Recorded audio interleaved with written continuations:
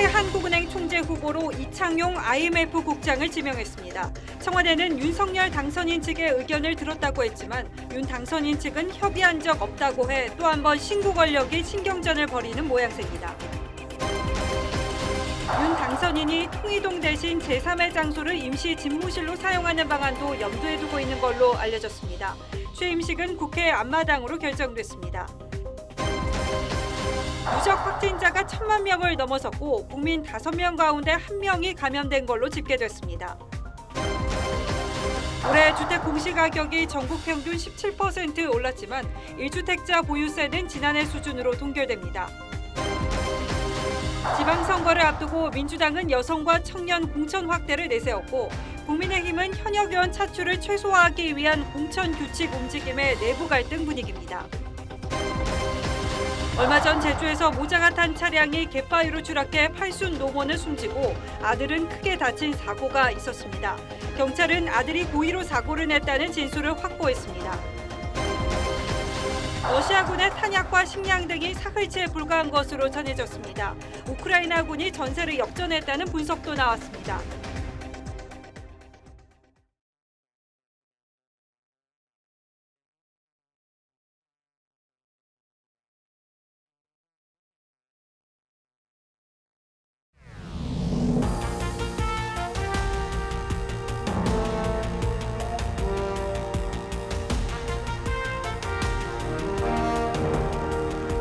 시청자 여러분 안녕하십니까? 뉴스9의 김명우입니다.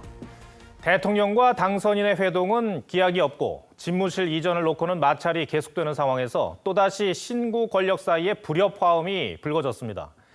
문재인 대통령이 오늘 한국은행 총재 후보로 이창용 국제통화기금 아시아 태평양 담당 국장을 지명했죠. 문제는 청와대는 당선인 측의 의견을 들어 내정자를 발표했다고 했는데 당선인 측은 아무런 협의도 추천도 없었다며 정반대의 입장을 밝힌 겁니다. 한국은행 총재로 지명된 이창용 국장도 난감할 것 같고 사사건건 부딪히는 신구 권력을 지켜보는 국민들은 불편하기만 합니다. 먼저 조정린 기자가 보도합니다. 차기 한국은행 총재 후보자로 지명된 이창용 국장은 2014년 한국인 최초로 IMF 고위직에 오른 인물로 이론과 실무를 겸비한 경제금융 전문가로 꼽힙니다.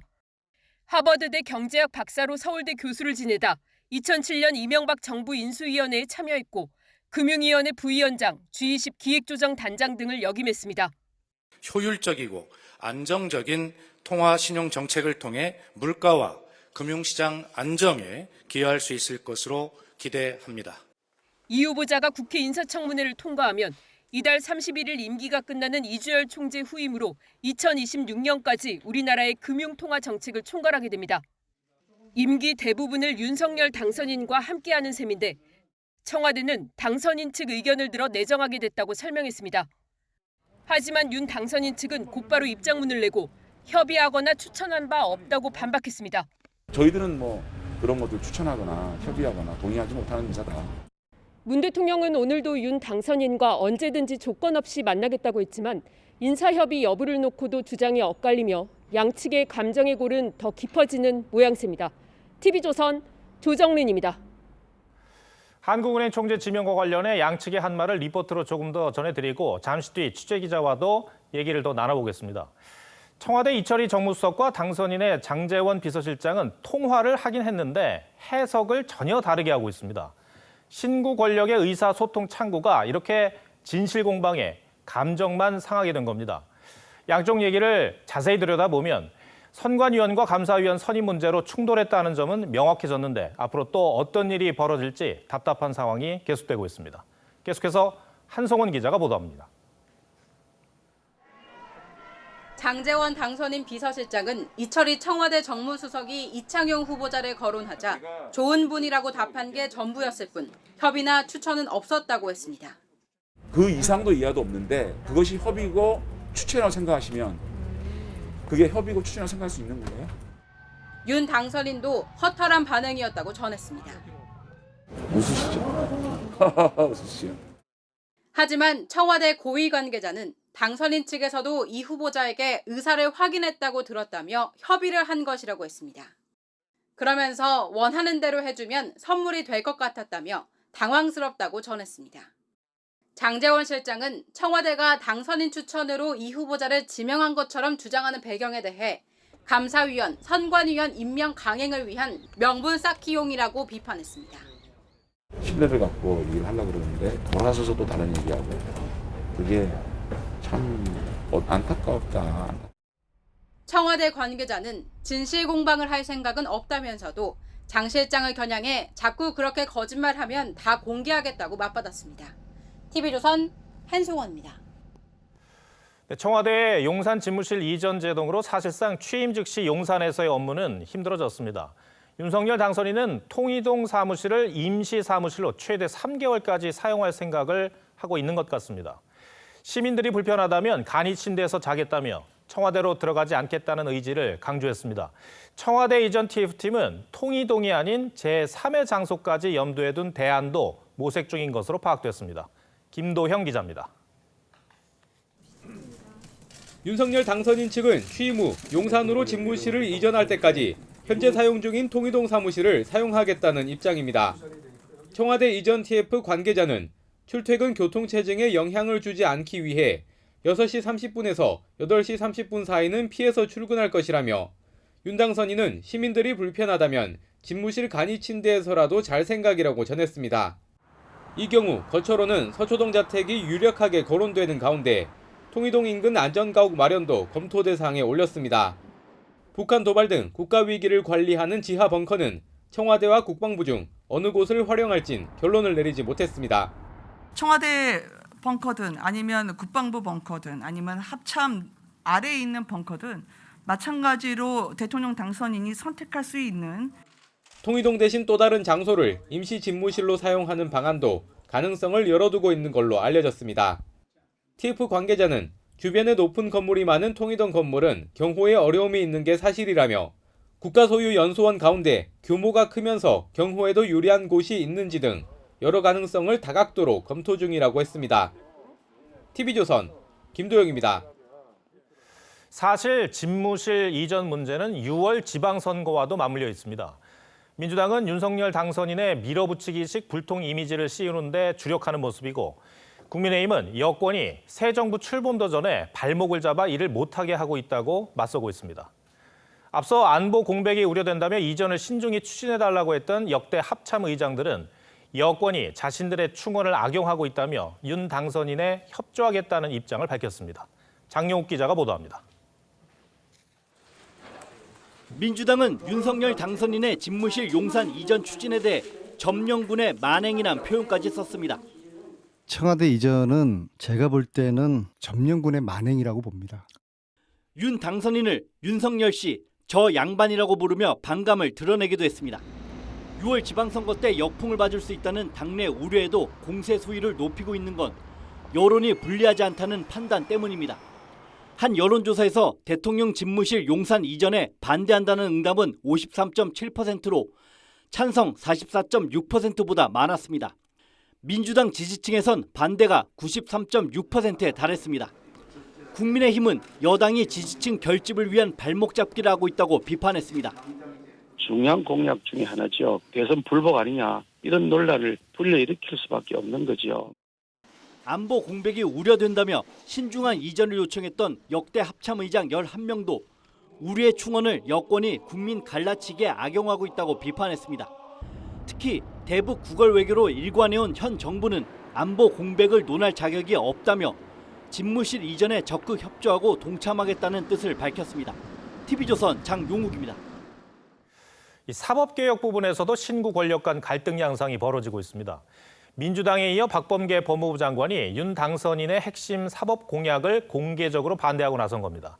법무부 장관의 이 사법지휘권 폐지, 또 검찰 독립을 위한 예산 편성권 부여 등 모두 반대했습니다. 그런데 대검찰청은 법무부와는 다른 입장입니다. 이 법무부의 인수위 업무 보고가 내일인데 법무부와 검찰의 보고가 다른 이례적인 상황이 벌어질 수도 있어 보입니다. 백현상 기자가 보도합니다. 박범계 법무부 장관이 윤석열 당선인의 사법 분야 공약의 핵심인 법무장관의 수사지휘권 폐지에 반대 입장을 밝혔습니다. 일종의 책임 행정의 원리에 입각하에 있습니다. 아직은 수사지휘권이 필요하다는 입장은 여전하고요. 법무장관의 수사지휘권은 그동안 4차례 발동됐는데 그중 3번이 윤 당선인의 검찰총장 시절이었습니다. 박 장관은 또 윤 당선인의 다른 핵심 공약에도 반기를 들었습니다. 검찰의 직접 수사 확대는 검찰 개혁에 역행한다며 반대했고 검찰 독립을 위한 예산 편성권 부여는 입법 사항이라며 사실상 불가 입장을 내비쳤습니다. 검찰이 수사를 많이 한다고 그래서 반드시 그것이 검찰을 위해서 좋은 길이냐 하는 것은 저는 동의하기 어렵습니다. 반면 대검찰청은 장관 수사지휘권 폐지에 찬성하고 검찰 직접 수사 확대와 독자 예산 편성권도 지지하는 입장으로 알려졌습니다. 이에 따라 내일 예정된 인수위 업무보고에서는 법무부와 검찰이 서로 다른 의견을 보고하는 상황도 벌어질 수 있습니다. 민주당은 문재인 대통령 임기 내에 검찰 수사권을 제한하는 이른바 검수완박을 마무리한다는 입장이어서 사법개혁을 둘러싼 여야 갈등은 이어질 전망입니다. TV조선 백연상입니다. 네, 앞서 전해드렸듯이 청와대와 윤석열 당선인 측 이 신구 권력 간 갈등이 용산 이전 문제에서 인사 문제로 번지며 감정 싸움으로 치닫고 있습니다. 양측의 엇갈리는 주장과 갈등의 내막을 정치부 홍현주 기자와 짚어보겠습니다. 자, 홍 기자. 이철희 수석과 장제원 실장 모두 이창용 후보자에 대해서 대화를 나눈 거는 인정을 하더라고요. 맞습니다. 그러니까 이철희 수석이 언론에 이름이 언급되는 사람 2명을 언급하면서 이 2사람 중에 누구냐고 했다는 거고요. 장 실장이 이창용이라고 답했다는 게 청와대 측의 설명입니다. 그러니까 청와대는 2사람 가운데 1사람을 윤 당선인 측에서 선택했다고 보는 거죠.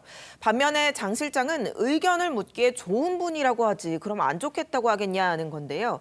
모름지기 협의라는 거는 당선인 측이 후보자의 수락 의사를 확인하고 이후 청와대 후보자를 추천하고 또 검증해달라고 요청하고 이런 일종의 절차가 있어야 하는데 전혀 그런 절차가 없었다는 주장입니다. 그런데 청와대는 당선인 측이 이 후보자의 의사도 확인을 했다고 주장하고 있지 않습니까? 네, 장제원 실장에게 그렇게 들었다는 건데 장 실장 부인하고 있습니다. 이 역시 양측 주장이 완전히 엇갈리는 부분인 겁니다. 네.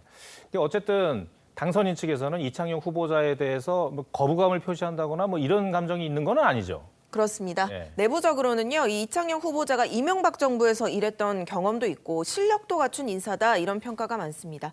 다만 협의가 없이 일방적으로 발표해서 그 과정을 문제 삼는 겁니다.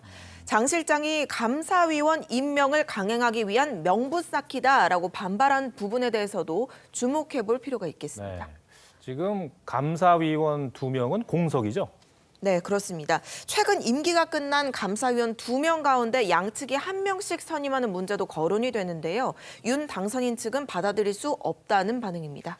이유가 뭡니까? 네, 이미 감사위원 5명 가운데 3명이 친여 성향으로 분류가 됩니다. 여기서 문재인 대통령이 1명을 더 임명하면 4대 3의 구도가 됩니다. 다음번 감사위원 임기 만료까지 차기 정부에서 22개월 동안 이 상태가 유지가 되는 겁니다. 이게 4대 3이 된다면 현 여권에 유리한 구도가 된다는 그런 의미인가요? 예, 그렇습니다.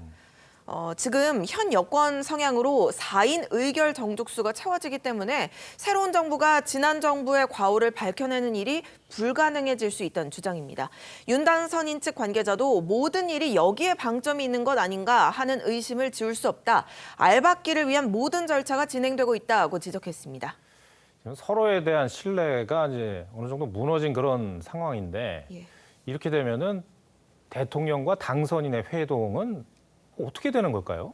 예, 좀 요연해 보입니다. 네. 청와대는 인사권을 행사한다는 게 사인을 한다는 거지 우리 사람을 하겠다는 게 아니라는 반응입니다. 반면 윤 당선인 측은 잔금을 치르고 등기 이전만 남았는데 갑자기 집을 뜯어 고치겠다는 셈이라며 어떤 진정성을 느낄 수 있겠냐고 반박했습니다. 실무 협상 채널에 금이 간 상황에 역대 최장기간 대통령과 당선인이 만나지 못하는 상황, 기록이 하루하루 계속 쌓여나갈 것 같습니다. 네, 알겠습니다. 홍 기자, 잘 들었습니다. 네, 인수위가 5월 10일 윤석열 당선인의 제20대 대통령 취임식을 국회에서 연다고 발표했습니다. 집무실 용산 이전에 이어 취임식 장소도 변화를 줄지 관심이 쏠렸지만 규모와 교통 등 현실적 문제 때문에 관례에 따르기로 한 겁니다. 취임식 기획은 국민의힘 당 이름을 지은 김수민 전 의원이 맡고 취임사는 이각범 카이스트 명예교수가 준비합니다. 김아림 기자가 보도합니다. 취임식 장소로 국회의사당과 광화문 광장, 서울시청 광장, 용산공원을 검토하던 인수위는 관례와 현실적 여건을 고려해 국회 앞마당을 최종 장소로 낙점했습니다. 당선인께서도 광화문은 안 되느냐고 화문을 하셨는데 공사를 하고 있어가지고 불가능하고 시청 광장은 너무 협소해가지고. 비가 오면 국회 본관 중앙홀에서 취임식이 열립니다. 국회의사당 앞마당은 5만 명이 모일 수 있는데 국민통합 차원에서 역대 대통령 등 최대한 많은 사람을 초대한다는 방침입니다. 제1기획 출신으로 평창올림픽 개폐회식을 연출한 이도훈 특보가 총감독을 맡고 국민의힘 당명을 만든 홍보 전문가 30대 김수민 전 의원이 기획위원장으로 연출을 지원합니다. 김 전 의원은 문재인 정부 부동산 정책을 비꼬는 그렇게 해도 안 떨어져요 집값 등 참신한 회의장 배경 현수막으로 당 이미지를 쇄신했다는 평가를 받습니다. 취임사는 김영삼 정부 청와대 정책기획수석을 지낸 이각범 카이스트 명예교수가 준비합니다. 국민에게 감동을 주고 비전과 희망을 심어줄 최고의 취임사를 준비할 것으로 기대합니다. 인수위는 부인 김건희 씨도 대통령 부인으로 당연히 참석한다고 밝혔습니다. TV조선 김하림입니다. 네, 통이동 인수위 사무실 앞에는 천막을 친 임시 기자실이 있습니다. 국민들과의 소통을 강조한 윤석열 당선인은 오늘 이곳 임시 기자실을 찾아 15분간 담소를 나눴습니다. 당선인과 기자들의 만남은 어땠는지 이광희 기자가 전해드립니다. 윤석열 당선인의 출근길 통이동 인수위 앞 천막 기자실을 찾아 이곳저곳 살펴봅니다. 좀 비워놨어요 여기? 임시 천막 기자실 설치를 지시한 지 하루 만입니다. 윤 당선인은 차 한잔 하자는 제안을 즉석에서 수락하고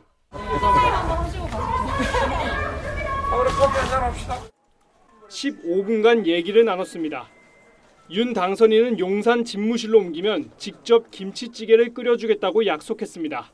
제가 하루 그 구내 식당에서 저녁에 한번 양 많이 끓여가지고 감독을 해가지고 반려동물을 키우는 윤 당선인은 문재인 대통령이 북한에서 선물 받은 풍산개들도 기를 용의가 있다고 했습니다. 키우던 주인이 계속 키워야지 주인이 바뀌면은 가지고 가시면 뭐 저한테 주신 다음 내가 잘 키우고. 혼밥을 한 적 없냐는 질문엔 김건희 여사가 아침 식사를 잘 안 한다며 주로 반려견들과 함께 한다고 답하기도 했습니다. 윤 당선인은 김대중, 노무현 두 대통령이 기자실을 100번 이상 찾은 것을 언급하며 취임 후에도 언론과 자주 소통하겠다고 약속했습니다. 윤 당선인은 오후엔 응우의 수원푹 베트남 국가주석과 통화했고 시진핑 중국 주석과의 통화도 조율 중입니다. 다음 주부턴 지역 민생 행보에 나설 예정입니다. TV조선 이광희입니다. 코로나 누적 확진자가 국민 20%인 1,000만 명을 넘었습니다. 이 중 900만 명이 최근 한 달 반 사이에 쏟아졌습니다. 오미크론의 치명률이 높지 않다고는 하지만 과연 정부의 방역이 있었다고 봐야 하는지 고개가 갸우뚱해집니다. 정점에 대한 예측이 번번이 빗나간 측면이 있는데 정부는 감소세로 전환할지 앞으로 1, 2주 더 지켜봐야 한다는 입장입니다. 최원영 기자가 보도합니다. 선별진료소엔 늦은 오후까지도 시민들의 발걸음이 이어집니다. 오늘 신규 확진자가 50만 명에 육박하면서 국내에서 첫 환자가 나온 지 792일 만에 누적 확진 1,000만 명을 넘어섰습니다. 문제는 속도입니다. 500만 명이 1,000만 명이 되는데 걸린 시간은 불과 14일. 애초 이번 주 정점을 예상한 정부는 그 시기를 다시 늦췄습니다. 앞으로 1, 2주간이 코로나 위기 극복의 전환점이 될 것입니다. 국민 5명 중 1명이 확진되면서 집단 면역의 가능성도 제기되지만 쉽지 않을 거란 의견이 적지 않습니다. 집단 면역의 개념은 이제 잊으셔야 돼요. 그래서 이제 결국 풍토병으로 가는 거예요. 독감하고 마찬가지예요. 면역이 생겨도 잠시 가다 없어지는 거죠. 정부는 두 번째 먹는 치료제인 라게브리오의 긴급 사용을 승인했습니다. 기존의 팍스로비드를 먹을 수 없는 고령층과 면역 저하자 등이 투약 대상이지만 임신부와 18세 미만은 복용이 금지됩니다. 정부는 2만 명분을 우선 도입해 이르면 26일부터 현장에 공급할 계획입니다. TV조선 최현행입니다. 확진자 폭증의 가장 고초를 겪고 있는 곳이 요양병원과 시설입니다. 방호복이 없어 일회용 비닐 비옷을 대신 입고 노인 환자들을 돌보는 경우도 속출하고 있습니다. 상황이 얼마나 열악한지 서영일 기자가 취재했습니다. 현재 코호트 격리 중인 경기도 내 요양병원 등은 전체의 3분의 1 정도. 병원 관계자들은 상황이 갈수록 열악하다고 호소합니다. 방호복이 없어 심지어 비닐로 된 일회용 비옷을 입고 환자를 돌보기도 합니다. 방호복이 모자라니까 최대한 일회용 비닐 우의를 많이 확보를 해서 그걸 입고 쓰고 버리라고. 의료진과 간병 인력이 줄줄이 감염되면서 진료 공백도 잇따릅니다. 경기도의 한 요양원은 코호트 격리에 들어갔습니다. 환자를 돌보는 요양보호사도 확진된 상태입니다. 격리하면서 쉬셔야 될 요양보호사 직원들이 출근하는 실정입니다. 치료제 수급이 원활하지 않아 투약 시기를 놓치는 일도 벌어집니다. 처방은 처방대로 내고 약이 없어가지고 오늘 못 줬으면 그럼 그 환자가 없으니까 이제 다른 환자한테 쓰고. 이런 상황에서 최근 일주일 동안 사망자 3명 중 1명이 요양병원과 시설에서 나왔습니다. 가장 취약한 고령층 환자들이 의료 사각지대에 몰리고 있다는 우려가 커지고 있습니다. TV조선 서영일입니다. 오미크론 유행이 정점 구간에 도달하면서 코로나 사망자도 급증하고 있습니다. 그런데 정부가 공식 집계로 잡지 않는 코로나로 인한 사망자 규모가 상당하다는 지적이 나오고 있습니다. 무슨 얘기인지 따져보겠습니다. 최원희 기자, 통계에 잡히진 않지만 코로나 때문에 숨진 분들이 있다는 거죠? 네, 현재 공식 집계되는 코로나 사망자는 바이러스가 있었다고 확인된 경우인데요. 코로나에 걸렸는데 검사를 받지 못한 채 숨지거나 코로나 완치 뒤 합병증이나 후유증 때문에 숨지거나 코로나로 인한 병상 부족으로 제때 치료를 받지 못해 숨진 일반 환자도 있겠죠. 이런 분들이 포함되면 코로나로 인한 사망자는 훨씬 더 많아집니다. 이들이 초과 사망, 즉 예년 수준을 넘어 발생하는 사망자 규모의 상당 부분을 차지하고 있다는 주장이 나오고 있는 겁니다. 코로나 확진이 됐다가 완치됐다라고는 하는데 그로 인해서 병세가 악화돼가지고 돌아가시는 분들. 이런 분들이 얼마나 됩니까? 델타 변이 유행으로 병상 대란이 일었던 지난해 12월 한 달간 코로나 사망자가 1,900명대로 폭증했는데요. 같은 달 전체 사망자 수는 3만 1,634명이었는데 코로나 유입 전 2017년부터 2019년까지 12월 평균 사망자 수 2만 6,709명보다 약 5,000명 정도 많습니다. 급격한 고령화 추세를 고려해도 큰 차이죠. 이 초과 사망 규모에서 코로나 사망자를 빼면 약 3,000명 정도인데 이들이 코로나로 인한 간접 사망일 가능성이 있는 겁니다. 코로나 때문에 다른 환자가 밀려나가는 거고 정기 수술을 못하거나 암 수술이 연기되거나 중증 환자를 받을 병상이 없거나 이 의료체계 과부하가 여러 사망 요인에 영향을 미쳤다고 볼 수밖에 없겠네요. 네, 그렇습니다. 오미크론발 확진자가 폭증하고 있는 3월이 더 걱정인데요. 이달 1일부터 15일까지의 화장 건수로 코로나 관련 사망자를 추정해 봤습니다. 마찬가지로 코로나 유입 전 3년치와 비교해 봤더니 코로나 직접 사망을 제외하고도 화장 건수가 하루 240여 건 더 늘었습니다. 물론 이분들이 모두 코로나 때문에 숨졌다고 볼 수는 없지만 그 코로나 시기에 많이 늘어난 것은 맞아 보여요. 네. 이 간접 사망까지 포함한 코로나 사망자를 가늠해 볼 수 있을까요? 정확한 추정은 어려운데요. 미국 워싱턴대 연구팀이 세계 코로나 관련 사망자가 공식 사망자 집계치 약 600만 명의 3배에 달한다는 연구 결과를 내놓기도 했습니다. 국내 코로나 관련 사망자도 누적 사망자 13,432명의 최소 2~3배, 약 3만 명 이상일 거란 전문가들의 관측이 나오고 있습니다. 의료 시스템이 거의 지금 붕괴된 상황인데 추가 사망자가 그때보다도 훨씬 많이 생기고 있다는 것이고 사망하지 않았어도 될 국민의 생명이 이 사망자 규모가 워낙 커지고 있어서 걱정입니다. 조 기자, 잘 들었습니다.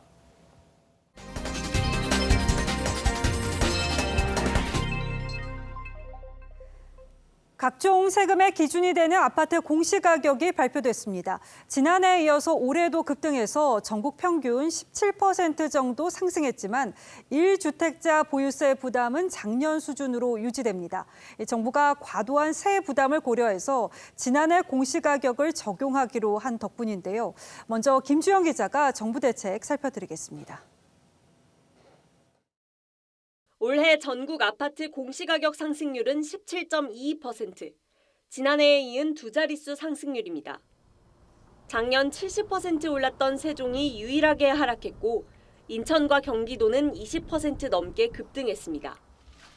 공시가 급등만으로 세부담이 커질 것을 우려한 정부는 작년 말부터 검토해온 경감 방안을 발표했습니다.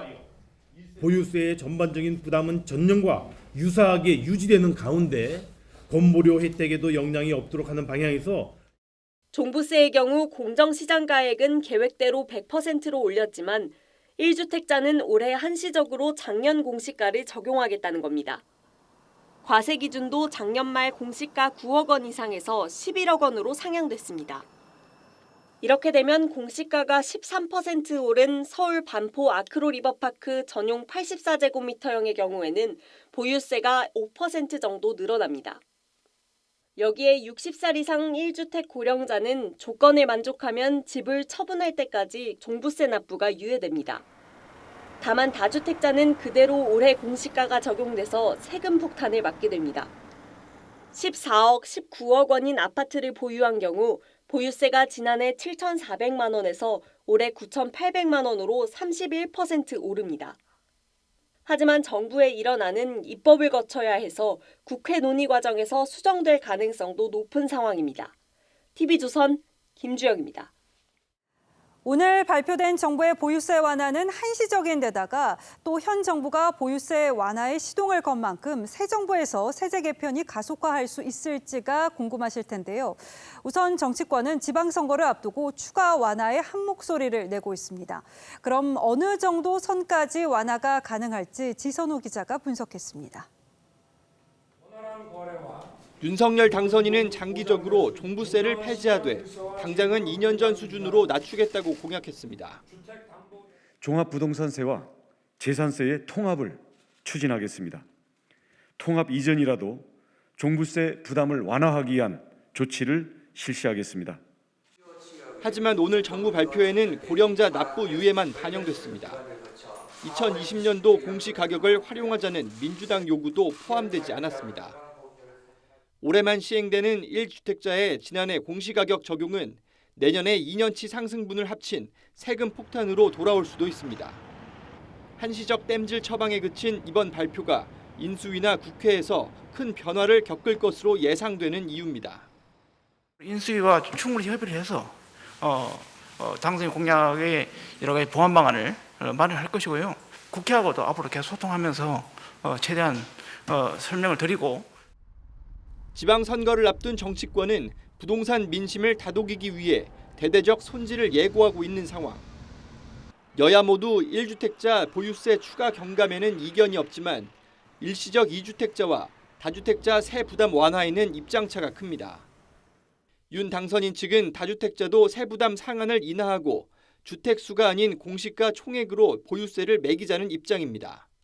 반면 국회 다수당인 민주당은 다주택자 세부담 완화에 부정적일 가능성이 높아 법 개정은 순탄치 않을 전망입니다. TV조선 지선호입니다. 지난해 하반기부터 가계대출을 옥죄했던 은행들이 속속 빗장을 풀고 있습니다.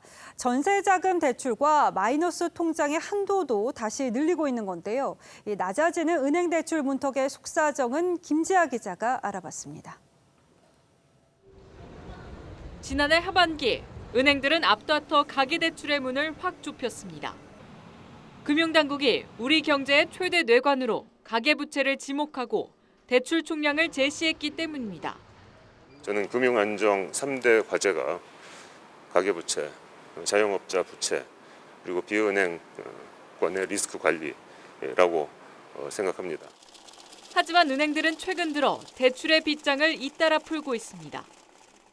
우리은행이 전세갱신을 할 경우 보증금 증액분까지만 대출해주던 것을 전체 보증금의 80%로 대출 한도를 늘리고 대출 신청 기간도 잔금 지급 이후 3개월 이내까지 가능하도록 했고 다른 4대 은행들도 25일부터 전세 대출을 풀기로 했습니다. 금리 인상기임에도 주택담보대출 금리를 내리고 신용대출과 마이너스 통장 한도를 늘린 곳도 있습니다. 은행들은 집값 안정에 금리 상승까지 겹쳐 가계대출이 감소하면서 대출 총량에 여유가 생겼다고 설명합니다.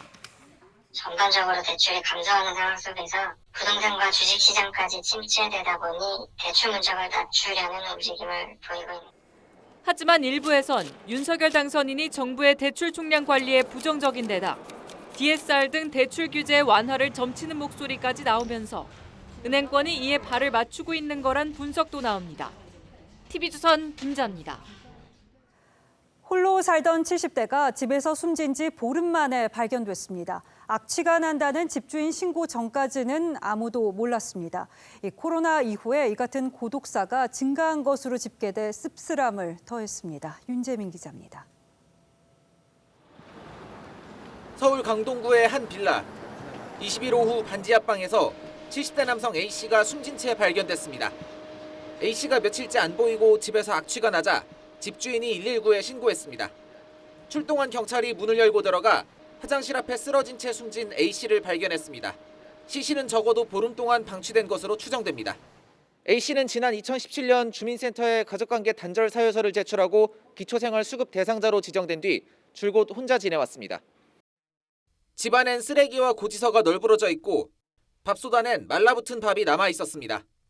A씨는 코로나에 감염된 상태는 아니었지만 평소 지병이 있었던 것으로 알려졌습니다. 거동을 못하거나 그런 건 아니었으니까 감염 때문에 돌아가셨나 저희들은 그런 생각을 하고 있는 거죠. 앞서 이 일에도 서울 동대문의 한 빌라에서 40대 남성이 숨진 지 2주 만에 발견됐습니다. 고독사 사망자는 코로나 확산 전인 2019년 2,656명에서 지난해엔 3,159명으로 20% 가까이 늘었습니다. 현황 파악하는 게 너무너무 중요하기 때문에 현황 파악을 조금 더 충실하게 할 필요가 있지 않나 이렇게. 정부와 지자체가 고독사 위험군을 정확히 파악해 보다 철저히 관리할 필요가 있다는 지적이 나옵니다. TV조선 윤재민입니다. 얼마 전 제주에서 승용차가 해안 절벽으로 추락해 팔순 노모가 숨지고 아들이 크게 다치는 사고가 있었습니다.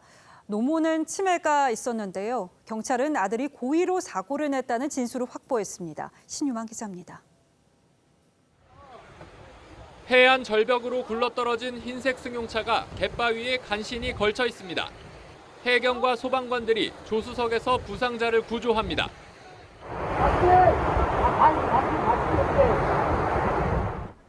승용차 추락 사고는 지난 19일 새벽 4시쯤 제주 애월읍의 한 해안도로에서 일어났습니다. 해안가 펜션 주차장에 서 있던 승용차가 갑자기 추락방지용 난간을 뚫고 해안도로 11m 아래 절벽으로 추락했습니다.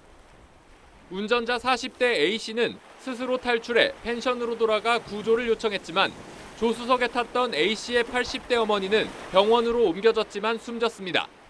남자분은 나온 상태에서 구조 요청을 하신 걸로 저는 차량에 있었던 걸로 알거든요. 경찰은 치매를 앓는 노모와 함께 극단적 선택을 하려 했다는 아들 A씨의 진술을 확보하고 존속살해 혐의로 입건했습니다. CCTV를 보니까 다분히 고의성이 있어가지고 그래서 공간 자살 아니면은 살인 혐의가 있겠다. 경찰은 사고 차량을 인양해 추가 증거를 찾는 한편 중환자실에 있는 A씨가 회복하는 대로 구체적인 범행 동기를 조사할 계획입니다.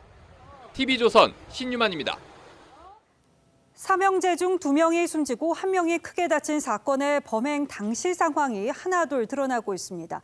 이 피의자는 최초 범행 후 30분 간격으로 범행을 잇따라 저질렀는데요.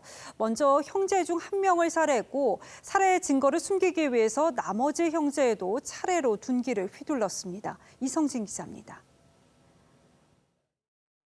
사천 사명제 참극을 일으킨 30대 피의자 B씨가 차를 몰고 사건 현장을 벗어나는 모습입니다. 피의자 B씨는 지난 21일 오전 7시 반쯤 삼형제 중 동생인 A씨의 집을 찾아가 둔기로 살해했습니다.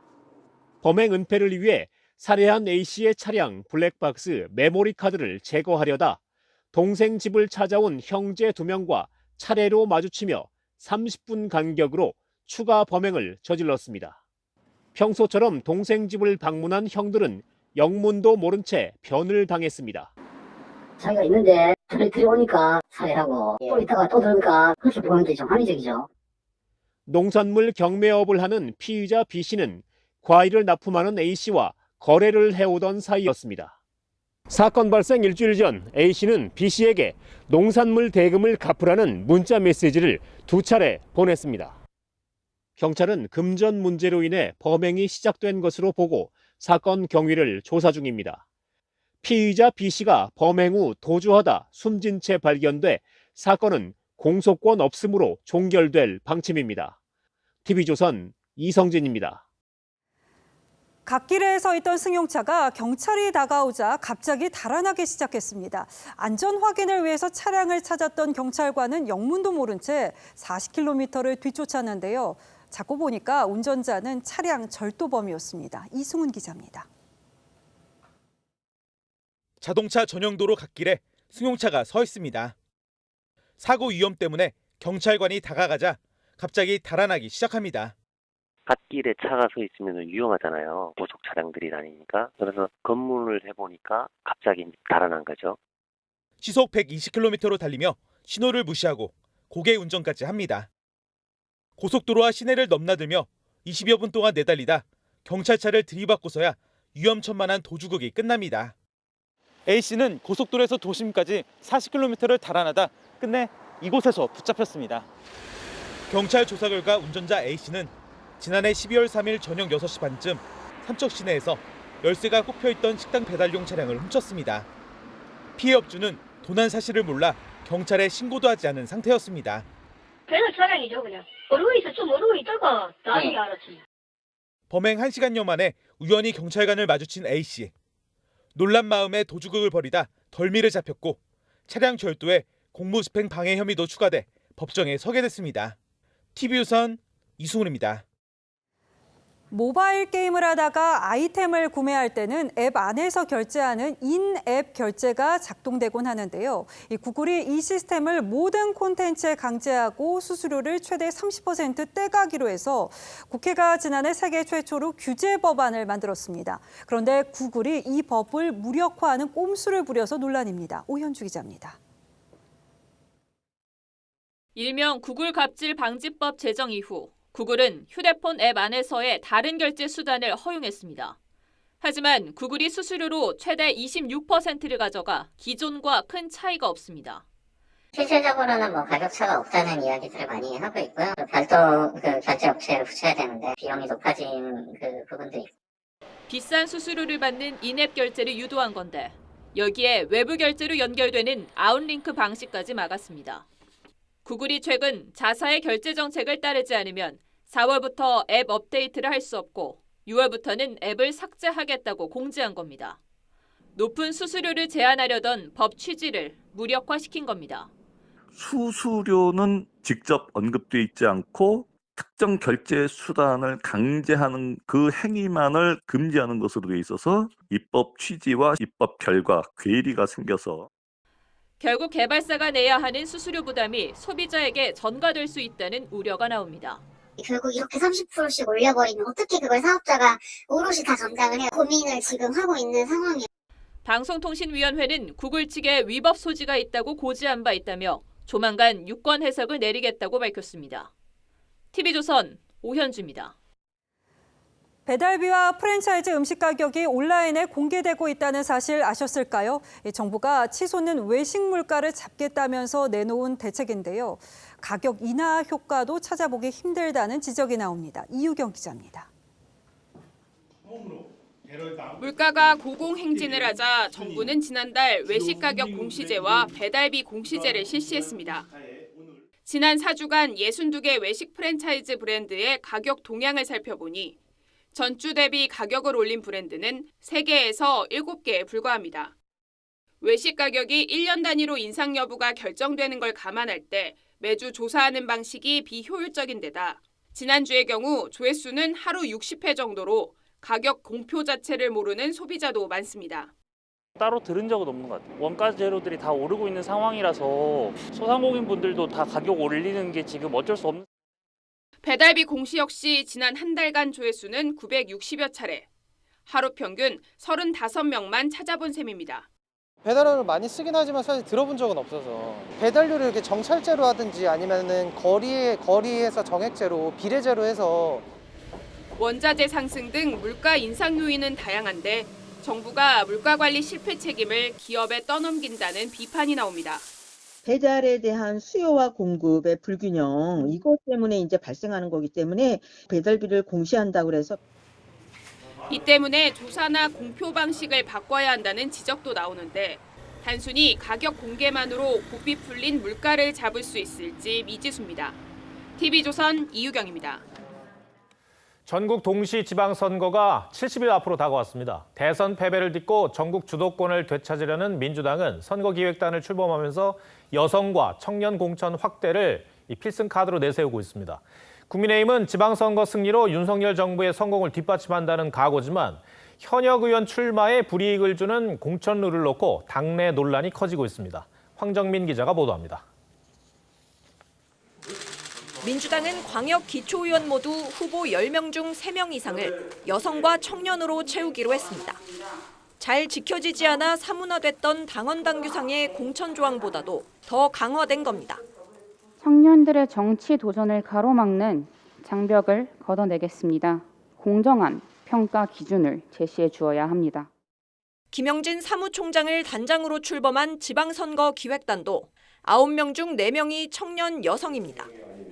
국민의힘에선 현역 의원은 10%, 탈당 뒤 출마했던 사람은 추가로 15% 감점하는 조항을 두고 논란이 계속되고 있습니다. 홍준표 의원의 경우 총 25%가 감점되는데 해당 룰을 정하는 과정에 대구시장 출마 경쟁자인 김재원 최고위원이 참석했기 때문입니다. 홍 의원은 심판이 선수로 뛰냐고 반발하는 가운데 김 최고위원은 이준석 대표가 제안한 거란 취지로 주장했습니다.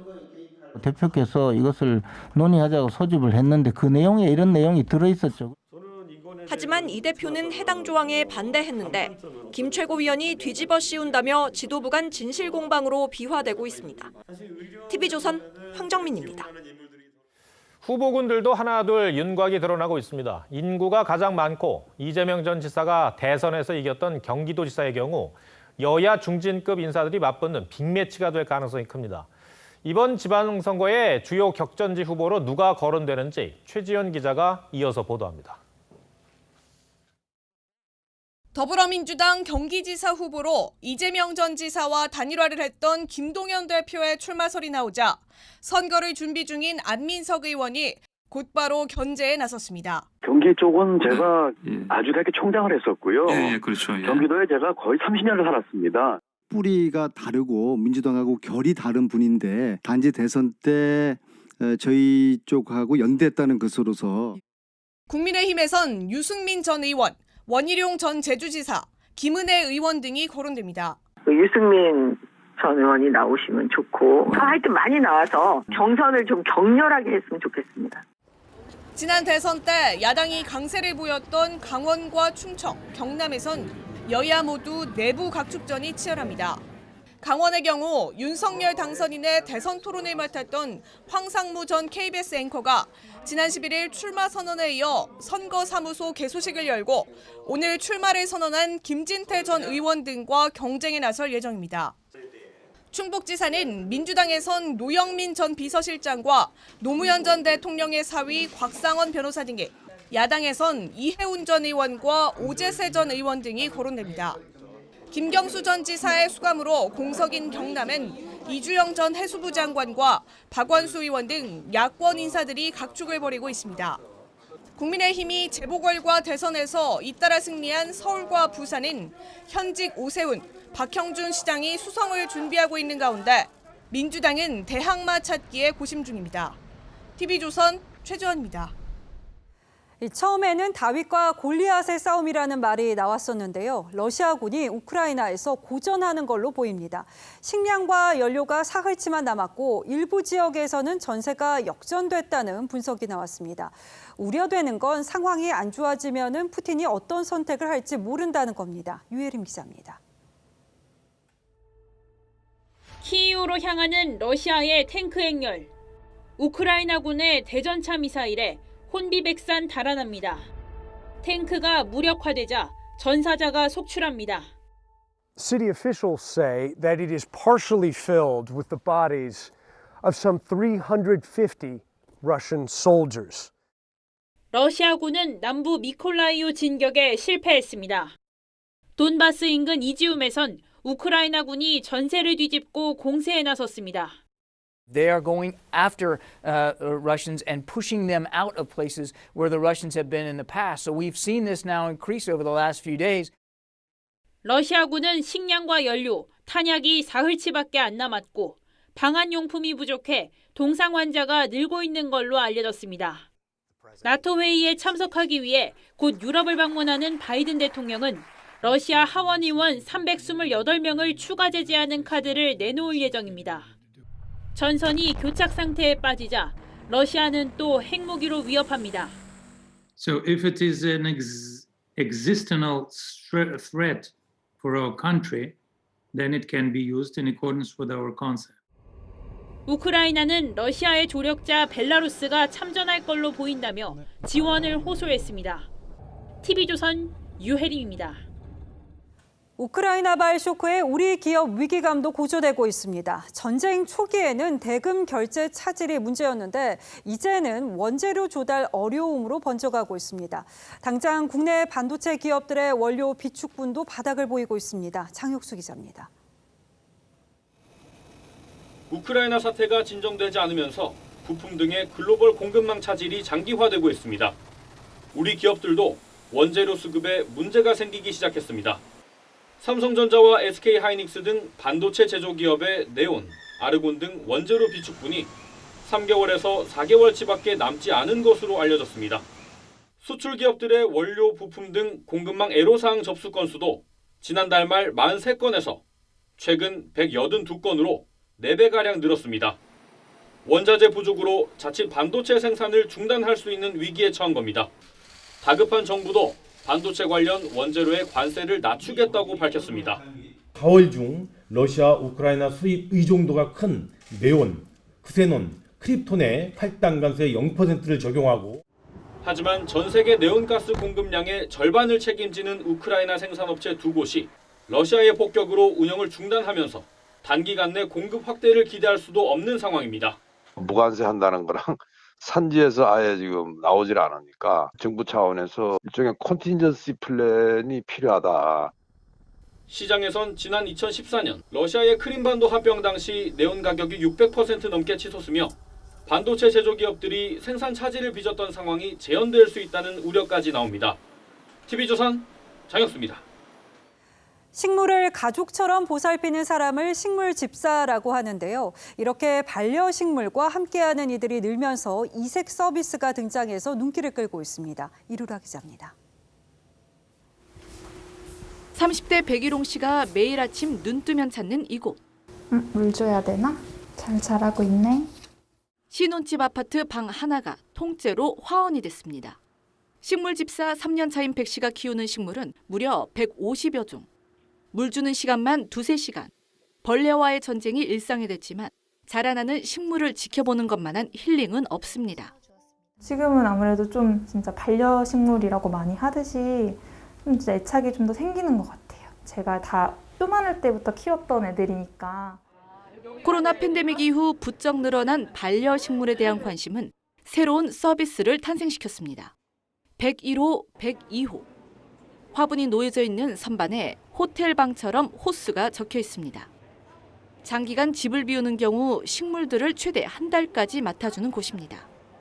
주로 꽃집에서 알려주던 식물에 대한 각종 팁은 상담과 치료라는 유료 전문 서비스로 발전했고 더 나아가 버리는 식물을 줄이기 위한 입양 대리 서비스도 생겨났습니다. 집에서 키우던 식물을 관리를 더 이상 이제 못하게 되셨을 때 직접 내놓고 판매를 하실 수가 있어요. 식물이 이렇게 쉽게 버려지지 않도록 저희가 하기 위해서 만든 서비스예요. 팬데믹 시대, 반려식물을 통해 생명에 대한 소중함을 배웁니다. TV조선 이루랍니다.